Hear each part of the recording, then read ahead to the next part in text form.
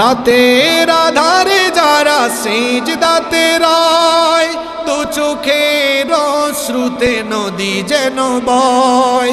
রাতের আধারে যারা সিজদাতে রয়, দু চোখের অশ্রুতে নদী যেন বয়।